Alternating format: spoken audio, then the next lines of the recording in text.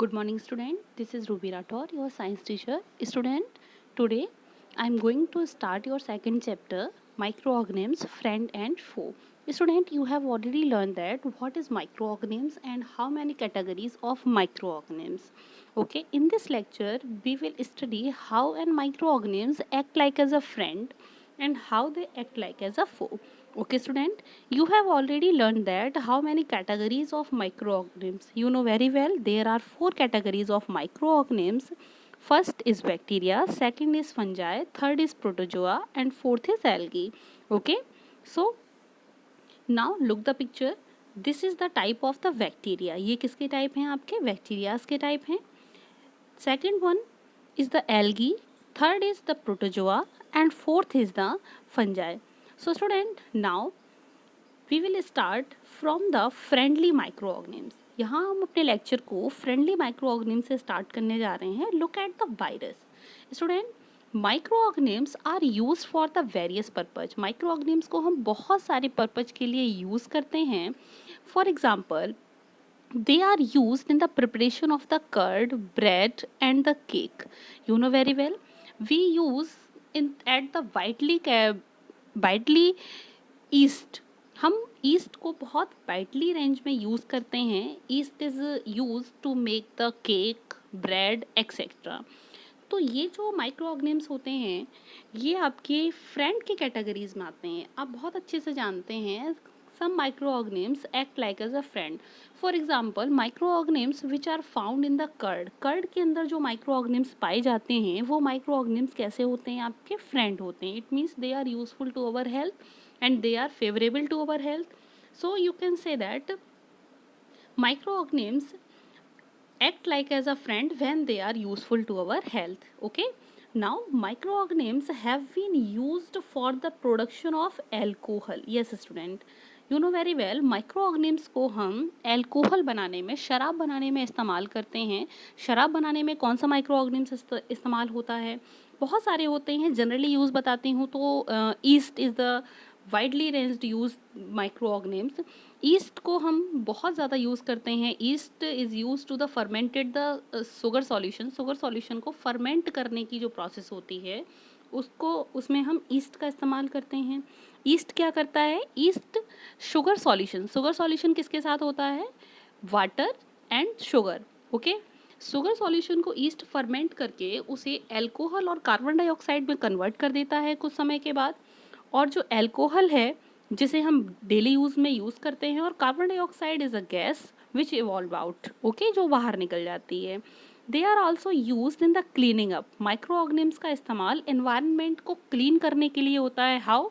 They act like as a decomposers. Student, you know very well, micro organisms clean out our environment by the decomposing of the organic matter which are lie down in the soil and other places.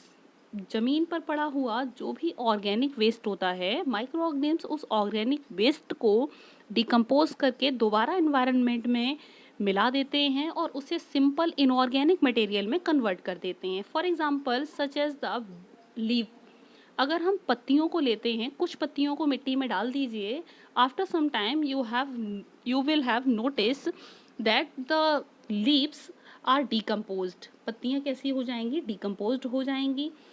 वो organic waste को किस में convert कर दिए हैं micro organisms? Inorganic waste में. It means जो पत्तियाँ डिकम्पोज हुई हैं वो generally simple carbon material, hydrocarbons में कन्वर्ट हो जाते हैं. Okay, now for example organic waste such as the vegetable peels. जो सब्जियों के पील्स होते हैं उनको भी हम ऑर्गेनिक वेस्ट बोलते हैं. एनिमल्स का जो वेस्ट होता है, for example cow duck etcetera, उसको भी हम क्या बोलते हैं? ऑर्गेनिक वेस्ट बोलते हैं. Faeces are the broken down into the harmless and the usable substance by the bacteria. ये सारे सबस्टेंस बैक्टीरियाज के द्वारा किस में कन्वर्ट कर दिए जाते हैं? यूजफुल प्रोडक्ट में कन्वर्ट कर दिए जाते हैं. Recall that bacteria are also use in the preparation of medicine. Student, यहाँ पर आपको एक चीज़ ध्यान देने वाली है कि बैक्टीरियाज को हम मेडिसिन में यूज़ करते हैं. आपने एंटीबायोटिक्स खाए होंगे या फिर आपने जनरली ये सुना होगा कि वैक्सीनेशन हो रहा है, किसी भी चीज़ का वैक्सीनेशन. तो वैक्सीनेशन में हम क्या करते हैं? हम सेमी डेड या कह सकते हो डेड बैक्टीरियाज को या वायरसेस को हम बॉडी में इंजेक्ट करते हैं, जिससे हमारी बॉडी के इम्यून सिस्टम को उस वायरस के बारे में नॉलेज मिलती है एंड हमारे इम्यून सिस्टम को ये पता चलता है कि वो इस बैक्टीरिया को फ्यूचर में अगर ये कभी कांटेक्ट में आता है तो उसे उससे कैसे लड़ना है। तो vaccination is useful to increase the immunity of our health. Okay, now in agriculture, खेती में जनरली अगर हम देखते हैं तो एग्रीकल्चर में भी बैक्टीरियाज का बहुत बड़ा रोल है in the nitrogen fixation. Nitrogen fixation it means environmental free nitrogen को बैक्टीरिया यूजफुल प्रोटीन और अमीनो एसिड्स में कन्वर्ट करके प्लांट्स के अंदर कर देते हैं, या कह सकते हो प्लांट्स के अंदर एब्जॉर्ब करने में मदद करते हैं प्लांट्स को। तो नाइट्रोजन फिक्सेशन में बैक्टीरियाज का अपना बहुत बड़ा रोल है। Okay student, so now let's see making of curd and bread. Nitrogen fixation के बारे में अभी आप आगे पढ़ेंगे। मेकिंग ऑफ कर्ड और ब्रेड, इसको पढ़ने से पहले you have read the where do micro organisms live. Micro organisms कहाँ रहते हैं? So student, micro organisms may be single celled like bacteria. Micro organisms कैसे हो सकते हैं? सिंगल सेल्ड बैक्टीरिया हो सकते हैं। Some algae and the protozoa, some algae and the protozoa और मल्टी सेलर, यानी कि कुछ माइक्रो ऑर्गेनिम्स आपके सिंगल सेल्ड के अंदर भी आते हैं और कुछ आपके मल्टी सेलुलर भी हो सकते हैं। They have the many cells such as many algae. Algae जो है वो एक कह सकते हो कि प्लांट फैमिली के अंदर आने वाले जीव हैं। And fungi, they live all the type of environment. Algae and the fungi ये हर एक प्रकार के इन्वायरमेंट में रहने में सक्षम हैं। They survive everywhere ranging from ice cold climate to the hot spring, यानी कि आप ये समझ सकते हैं कि जो ग्लेशियर्स होते हैं हमारे, ग्लेशियर्स में भी ये रहने के लिए सक्षम हैं। और बहुत ही ज़्यादा गर्म जब मौसम हो या हॉट स्प्रिंग हो, डेजर्ट हो, मर्सीलैंड हो, मर्सीलैंड यानी कीचड़ युक्त एरिया, मर्सीलैंड, कहीं पर भी ये सर्वाइव कर सकते हैं। They are also found inside the bodies, ये बॉडीज़ के अंदर भी होते हैं। किनकी? एनिमल्स के। एनिमल्स इंक्लूडिंग ह्यूमंस, हमारी बॉडी के अंदर भी, हमारे स्टमक में, हमारे इंटेस्टाइन में भी लाखों करोड़ों बैक्टीरियाज एग्जिस्ट करते हैं।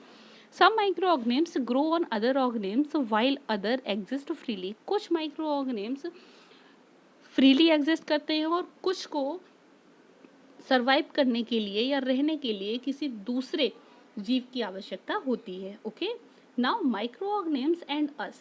माइक्रो ऑर्गेनिम्स और हम, कैसे हम माइक्रो ऑर्गेनिम्स से कॉरिलेट करते हैं, माइक्रो ऑर्गेनिम्स के साथ हमारा जो जीवन है वो कैसे सरवाइव करता है। So student, let's see that micro organisms play an important role in our lives. Micro organisms हमारे जीवन में बहुत बड़ा रोल प्ले करते हैं। Some of them are the beneficial in many ways whereas some other are harmful. कुछ ऐसे होते हैं जो हमारे लिए बहुत ज़्यादा बेनिफिशियल हैं, जैसे हमने बोला था जो फ्रेंड्स की तरह एक्ट करते हैं, वो दूसरे जो हमारे लिए हार्मफुल होते हैं, दे क्रिएट्स डिसीजेस, यानी कि they causes disease. Okay, let us study about them in detail.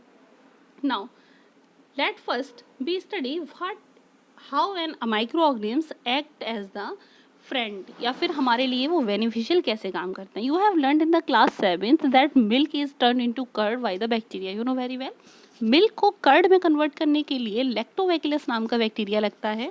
Curd contain the several micro organisms. Student, आप बहुत अच्छे से जानते हैं कि कर्ड के अंदर बहुत सारे माइक्रो ऑर्गेनिम्स होते हैं। Of these the bacterium lactobacillus, ये जो कर्ड के अंदर पाया जाने वाला बैक्टीरिया है उसका नाम क्या है? Lactobacillus. Promote the formation of curd, ये कर्ड को बनने में मदद करता है। लैक्टोबैसिलस की प्रेजेंस में ही दूध खट्टा हो जाता है। It multiplies the milk and convert it into curd, ये मिल्क को क्या करता है? कर्ड में कन्वर्ट करता है खुद मल्टीप्लाई होके। इट मीन्स लैक्टोबैसिलस टेम्परेचर के साथ अपने आप को बहुत तेज़ी से ग्रो अप करते हैं और कंप्लीट मिल्क को कर्ड में कन्वर्ट कर देते हैं। Bacteria are also involve in the making of cheese. Bacteria का इस्तेमाल चीज़ बनाने में भी होता है। आप लोगों को पसंद होगा, जनरली आपने यूज़ किया होगा। पिकल्स, अचार में भी होता है। मैनी अदर फूड आइटम्स, बहुत सारे फूड आइटम्स में भी कुछ बैक्टीरियाज यूज़ होते हैं। Generally an important ingredient of the रवा, आपने जनरली अपने किचन में रवा देखा होगा जिसको हम सूजी भी बोलते हैं, idlis and the bhaturas is curd. ये चीज़ें जो हैं इनमें कर्ड एज द इंग्रेडिएंट इस्तेमाल होता है। तो हमारे जो फूड आइटम्स हैं उनको बनाने में भी बैक्टीरिया का इस्तेमाल होता है। Can you guess why? आप क्या ये सोच सकते हैं कि इसका इस्तेमाल क्यों होता है? अभी आपको एक प्रोसेस बताई थी, फर्मेंटेशन। यस स्टूडेंट, फर्मेंटेशन के दौरान जो भी हमारा डो होता है उस वो फुल्फी बनाने के लिए या उसको उसके अंदर स्पॉन्ज क्रिएट करने के लिए हमको इन बैक्टीरियाज की ज़रूरत होती है। They ferment the internal sucrose solution present in the ingredients and present in the dishes, और कार्बन डाइऑक्साइड फॉर्म होती है। कार्बन डाइऑक्साइड फॉर्म होने के कारण क्या होता है, जैसे ही हम इसको हीट अप करते हैं, फॉर एग्जांपल ब्रेड का जो डो है जिसमें हम मैदा लगाते हैं, उसके अंदर जब हम ईस्ट को डालते हैं तो वो ईस्ट उसके अंदर के जो भी सुक्रोज होता है, जो भी कार्बोहाइड्रेट होता है, उसको फर्मेंट करता है, और फर्मेंट करने के बाद कार्बन डाइऑक्साइड गैस क्रिएट करता है। जैसे ही हम उस डो को गर्म होने रखते हैं तो जहाँ जहाँ कार्बन डाइऑक्साइड के बबल्स होते हैं वो हीट अप होके बाहर निकल जाते हैं और उस डो में छेद बन जाते हैं जिन्हें हम स्पॉन्ज कहते हैं, जिससे हमारा केक या ये सारी चीज़ें कैसे हो जाते हैं, फुल्फी हो जाते हैं। Bacteria and yeast are also helpful in the fermentation of rice, idlis and dosa batter. जब हम डोसा बनाते हैं तो हम उसमें ईस्ट का इस्तेमाल करते हैं जिससे क्या हो, वो भी फर्मेंटेड हो जाए। चावल को फर्मेंटेड करने के लिए जनरली हम बैक्टीरियाज या ईस्ट का इस्तेमाल करते हैं। Okay student, so here we can say that bacterias act as a friend. Okay, I hope you can understand. Now look the activity 2.3। अब एक्टिविटी 2.3 को आप नोटिस कर सकते हैं। टेक हाफ kg फ्लोर, आपको आटा लेना है। अगर आपको फर्मेंटेशन ऑब्जर्व करना है तो आपको एक आधा किलो आटा लेना है या मैदा ले लीजिए। ऐड सम शुगर, उसमें कुछ चीनी डालिए क्योंकि हमें सुक्रोज सॉल्यूशन यानी कि शुगर सॉल्यूशन क्रिएट करना है।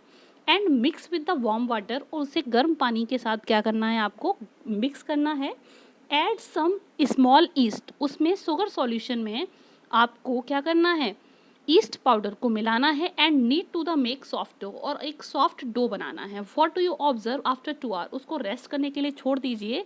जब आप 2 घंटे बाद नोटिस करेंगे तो जो आपने मैदा छोड़ा था वो इस कंडीशन में था। आफ्टर द 2 आवर मैदा आपको इस कंडीशन में मिलेगा। इट मीन्स क्या हुआ है कि ईस्ट ने अपना काम यहाँ पे कर दिया है, उसने इस डो के अंदर कार्बन डाइऑक्साइड गैस को प्रोड्यूस कर दिया है। इट मीन्स ये जो मैदा है उसके अंदर फर्मेंटेशन प्रोसेस कंप्लीट हो चुकी है। Here we can say that yeast is the useful bacteria. Okay student, next we will study about the fermentation in the next lecture. Okay student, I hope you can understand.